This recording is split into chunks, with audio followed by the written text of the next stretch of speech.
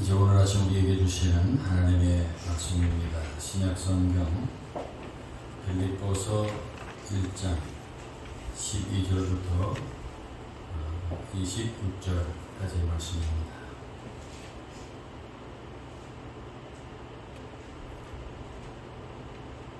형제들아, 내가 당한 일이 도리어 복음 전파의 진정이 된 줄을 너희가 알기를 원하노라. 이러므로 나의 매임이 그리스도 안에서 모든 시위대안과 그 밖의 모든 사람에게 나타났으니 형제중 다수가 나의 매임으로 말미암아 주 안에서 순례함으로 겁없이 하나님의 말씀을 더욱 담대히 전하게 되었느니라. 19절 이것이 너희의 간구와 예수 그리스도의 성령의 도우심으로 나를 구원에 이르게 할 줄 아는 거로 나의 간절한 기대와 소망을 따라 아무 일에든지 부끄러워하지 아니하고 지금도 전부같이 온전히 담대하여 살든지 죽든지 내 몸에서 그리스도가 존귀하게 되게 하려 하나니 이는 내게 사는 것이 그리스도니 죽는 것도 유익함이라. 그러나 만일 육신으로 사는 이것이 내 일의 열매일지인데 무엇을 택해하는지 나는 알지 못하노라. 내가 그 둘 사이에 끼었으니 차라리 세상을 떠나서 그리스도와 함께 있는 것이 훨씬 더 좋은 일이라. 그렇게 하고 싶으나 내가 육신으로 있는 것이 너희를 위하여 더 유익하리라. 내가 살 것과 너희 믿음의 진보와 기쁨을 위하여 너희 무리와 함께 거할 이것을 확실히 아노니 내가 다시 너희와 같이 있으므로 그리스도 예수 안에서 너희 자랑이 나로 말미암아 풍성하게 하려 함이라. 아멘. 하나님의 말씀입니다. 지난 금요일 우리 세계적으로 유명한 우리 일본의 아베 전 총리가 선거 유세를 하다가 피격을 당해 사망했습니다. 67세라고 합니다. 50대에 일본의 총리가 된 대단한 인물이었습니다. 그런데 어처구니 없는 사람으로부터 갑작스럽게 피격을 당해서 허망하게 목숨을 잃고 말았습니다. 아마도 너무 뜻밖의 갑작스러운 일을 당해서 전혀 마음의 준비 없이 세상을 떠나지 않았을까 생각이 듭니다. 그렇게 쉽게 허망하게 세상을 떠나는 모습들을 보면서 여러분들은 어떤 생각을 하셨습니까? 죽음이라는 것이 우리 가까이 있구나. 나에게도 죽음이 갑자기 닥칠 수 있겠다. 등등의 생각을 하지 않으셨습니까? 실제로 죽음이 멀리 있지 않은 것입니다. 우리 가까이에 있습니다. 그래서 여러분, 죽음이 바로 내 앞에 다가왔다 할 때 여러분은 어떠실 것 같습니까? 죽음 앞에 서는 것이 어떤 것일까 생각해 보셨습니까? 오늘 본문을 보면은 바울은 죽음을 조금 더 두려워하지 않았던 것을 알 수 있습니다.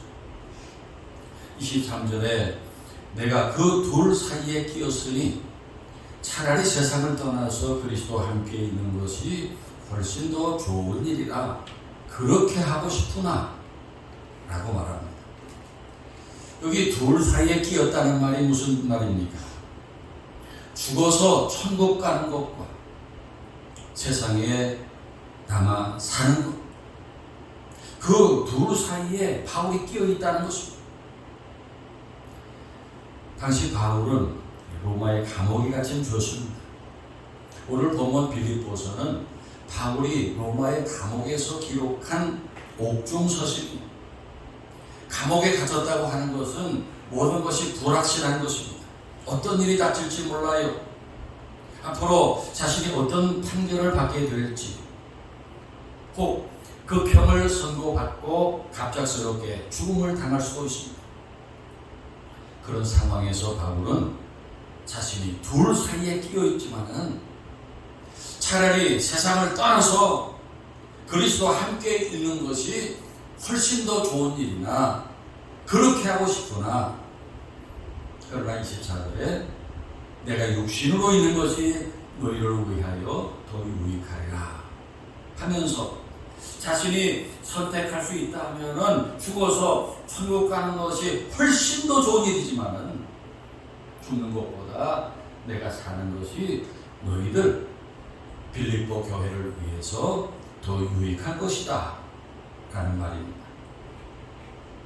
여러분 중에 연세도 많고 사는 것이 힘들고 그래서 바울처럼 죽어서 천국 가는 것이 훨씬 낫겠다 생각하시는 분들이 계실지 모르겠는데 하나님께서 우리를 살게 하시는 이유가 뭘까? 내가 세상을 사는 이유를 진지하게 생각해보는 이 시간이 되면 좋겠습니다. 오늘 빌립보서 1장 19절에서 바울은 이것이 너희 간구와 예수 그리스도의 성령의 도우심으로 나를 구원에 이르게 할 줄 아는 거로 그랬는데 여기 너희 간구 그 빌립보 교인들의 그 기도를 말하면서 그 기도가 나를 구원에 이르게 할 줄 안다 라고 말하고 있는 것입니다. 여기에서 구원이라는 것은 예수 믿고 하나님의 백성이 되는 그 구원이 아니에요. 벌써 바울은 다 벌써 구원받은 사람이에요. 지금 여기에 구원이라고 하는 말은 당시 로마 감옥에 갇혀있는 바울이 감옥에서 풀려나서 자유롭게 살게 될 것을 말합니다. 이 말 속에는 바울이 빌립보 교회 성도들의 기도 덕분에 살고 있다는 그런 고백과 감사가 담겨 있습니다. 사랑하는 여러분, 우리는 누군가 나를 위해 기도해준 덕분으로 사는 것을 알아야 돼요. 아멘입니까? 내가 운이 좋아서 능력이 있어서 또 요령 있게 잘해서 산다 그렇게 생각하는 분도 있겠지만은 우리는 그 누군가의 기도의 덕분에 산다는 것을 알아야 돼요. 여러분, 세상에 기도 없이도 살 수 있는 사람이 있을까요? 간혹 아주 능력 있는 사람들이 있어요. 기도 없어도 살 것 같은 사람들이 있어요. 머리가 뛰어나게 좋고 학력이 좋고 자기가 원하는 거 시험 탁탁 붙고 자기가 원하는 그런 직업 갖고 그렇게 사는 사람들 보면은 저 사람은 기도 없이도 살 수 있을 것 같다 그런 생각이 들기도 합니다. 또 워낙 인격적으로 훌륭하고 또 신앙도 훌륭해서 기도 없이도 살겠다 싶은 사람이 있어요. 정말 그럴까요? 그분들이 기도 없이도 문제없이 잘 살 수 있을까요? 결코 그렇지 않습니다. 인간은 완전하지 못해요. 장점과 강점이 있지만은 우리 인간에게는 반드시 약한 부분이 있어요. 물질이나 이성 문제나 또 정신적인 문제, 육신의 연약함 등 우리 사람들에게는 다 약한 부분이 있어요. 또 개인적으로 아무리 뛰어나도 지난 금요일 그 일본의 아베 전 총리 같이 누가 와서 나를 해치기도 해요. 세상에는 악한 사람이 얼마나 많은지 몰라요. 그렇게 막강한 권력을 가지고 경호원들이 다 이렇게 지키고 있는데도 자기 목숨을 지키지 못했어요. 쥐레가 수렁이 곳곳에 숨어서 우리를 기다리고 있어요. 언제 우리가 그런 수렁에 빠지게 될지 그런 지뢰를 밟게 될지 몰라요. 그래서 우리는 하나님의 보호하심과 성령님의 도우심을 항상 기도해야 합니다. 우리가 살아가는데 기도가 반드시 필요한 것입니다. 바울은 자신이 성도들의 기도 때문에 산다는 것을 알았습니다. 오늘 19절에서 너희 빌립보 교회 성도들이 모일 때마다 기도해 줬기 때문에 이 로마 감옥에서 이제 풀려나게 될 것이고 살게 될 것을 나는 안다. 그렇게 고백하는 것입니다.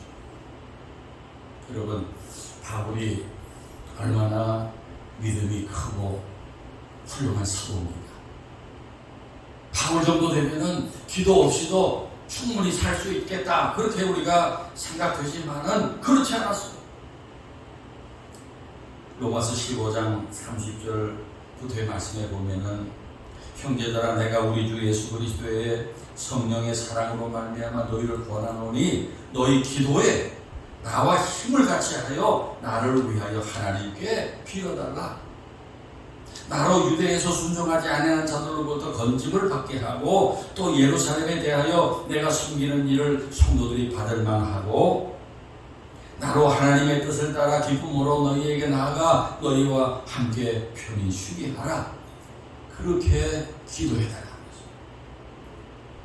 에베소서 6장 19절 20절에도 보면은 또 나를 위하여 구할 것은 내게 말씀을 주사 나로 입을 열어 복음의 비밀을 담대히 알리게 하옵소서 할 것이니 이를 위하여 내가 쇠사슬에 매인 사신이 된 것은 나로 이 일에 당연히 할 말을 담대히 하게 하려 하심이라고 구체적으로 기도 부탁을 하고 있습니다.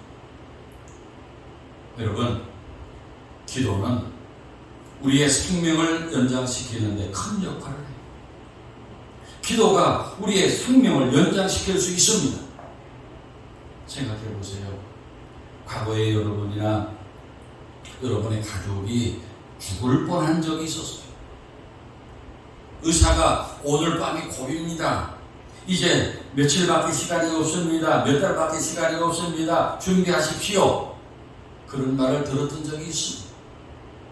그러면 우리는 또 하나님 살려주세요, 죽지 않게 해주세요, 또 얼마나 간절히 기도했어요. 그런 기도 때문에 여러분과 여러분의 가족의 생명이 연장되었었습니다. 아멘입니까?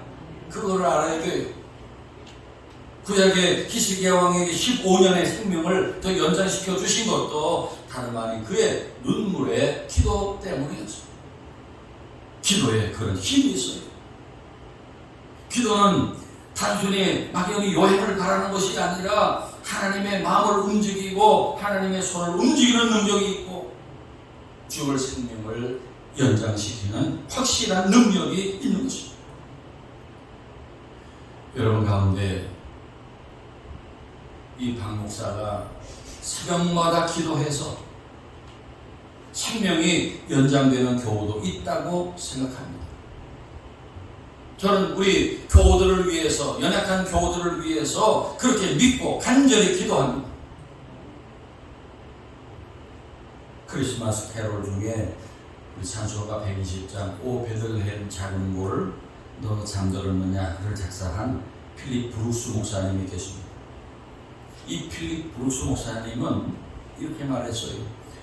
우리는 그저 인간이고 하나님은 하나님이시라면 기도 없이 사는 것은 단순히 끔찍한 일이 아니라 지극히 어리석은 일입니다.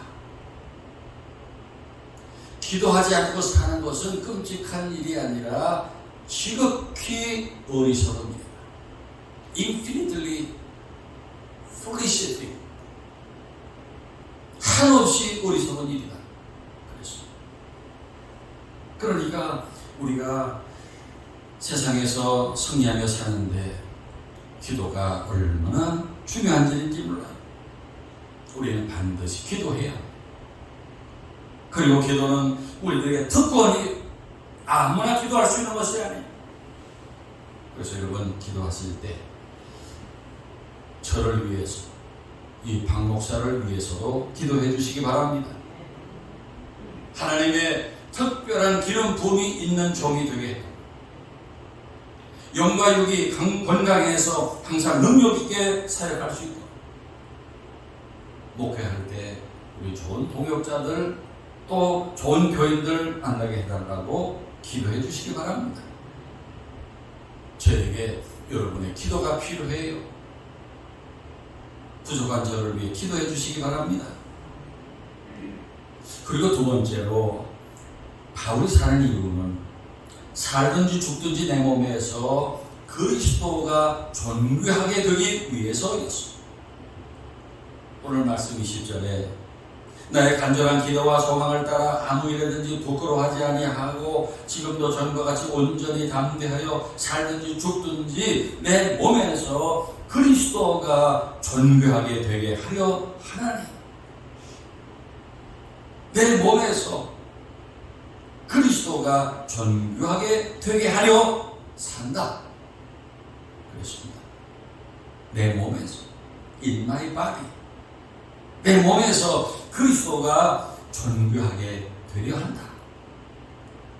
이 존귀하게 된다고 하는 말이 영어 성경으로 찾아보니까 be exalted in my body, exalt, 찬양하다, 높이다.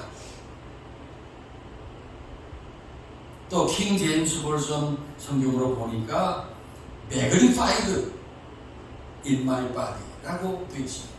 커진다 그 말이에요. 내 몸에서 그리스도가 크게 된다. 내 몸에서 그리스도를 존귀하게 되게 하는 것은 내 몸에서 그리스도가 커지는 거예요. 얼마나 귀한 일이에요. 요한복음 3장 30절에서 세례 요한이 예수님을 가리켜 그는 흥해야 하겠고 나는 쇠하여야 한다 그랬는데, 영어 성경으로 보면은 나는 디크리스 돼야 하고 그는 인크리스 돼야 한다 그렇게 되어 있어요. 나는 디크리스, 나는 작아지고 줄어들고 내려가고, 예수님은 인크리스 돼야 한다. 예수님은 증가하고 승하고 늘어나는 것입니다. 커지는 것입니다. 그것이 그리스도를 존귀하게 하는 것입니다. 그래서 바울이 세상을 사는 이유는 자기 몸에서 그리스도를 존귀하게 하기 위해서였어요. 바울이 죽어서 주님과 함께 천국에 가기 원했지만은, 죽어서 천국 가는 것이 훨씬 좋은 일이었지만은, 천국에 갈 것이냐 세상에 남아 살 것이냐의 갈림길에서 바울은 살아서 자기 몸에서 그리스도가 영광을 받으시고 크게 되기를 바라는 것입니다.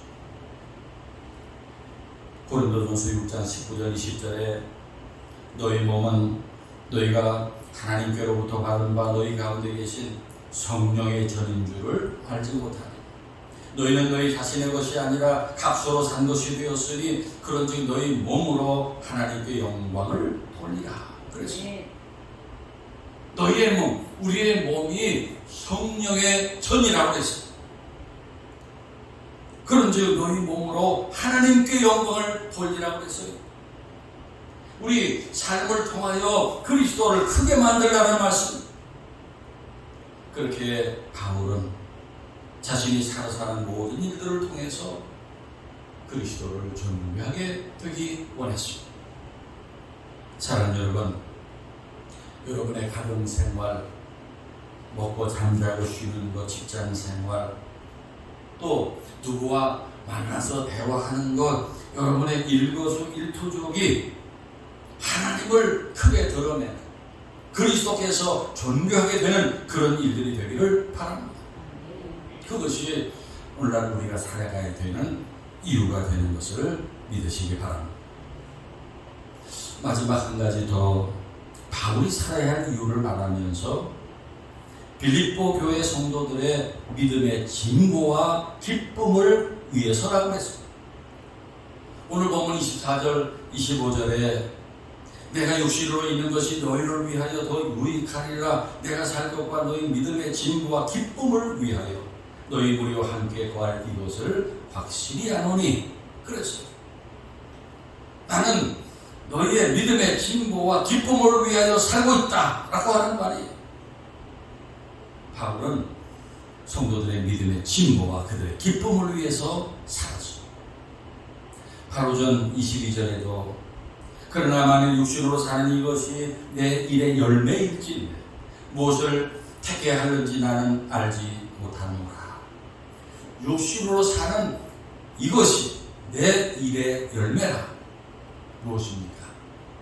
육신으로 사는 이것을 통해서 너희에게 믿음의 진보, 프로그레스, 어드밴스, 믿음의 진보가 나타나고 시라고 바울 때문에 기쁨을 얻게 하려는 것이었습니다. 성도 여러분, 한번 생각해 보세요. 현재 여러분과 함께하는 자들이 여러분 때문에 믿음의 진보가 나타나고 있습니다. 여러분이 있기 때문에 여러분의 가족에게, 자녀들에게 믿음의 진보가 나타나요.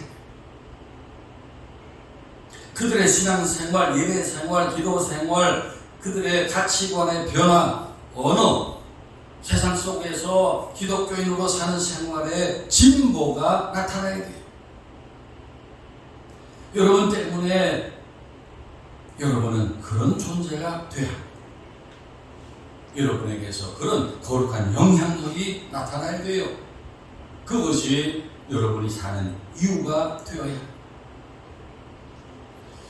우리 교회에 요새 많은 우리 권사님들, 우리 교인들이 많이 계시는데 연세가 많으니까 몸도 아프고 힘들고 또 사는 재미도 없고 그래서 빨리 죽으면 좋겠다 이렇게 살아서 뭐하나, 자식들에게 피해 주지 않고 빨리 갔으면 좋겠다, 왜 하나님은 나 같은 사람을 빨리 데려가시지 않을까 탄식하는 분이 계실지 모르겠습니다. 그런 생각은 잘못된 생각이에요. 왜 여러분을 쓸모없는 존재라고 생각합니까? 왜 여러분이 자녀들에게 피해나 주는 존재라고 생각하십니까? 여러분, 우리의 생명은 천하보다 귀한 거예요. 아멘입니까? 하나님이 부르시기 전에는 절대로 끝난 것이 아니에요.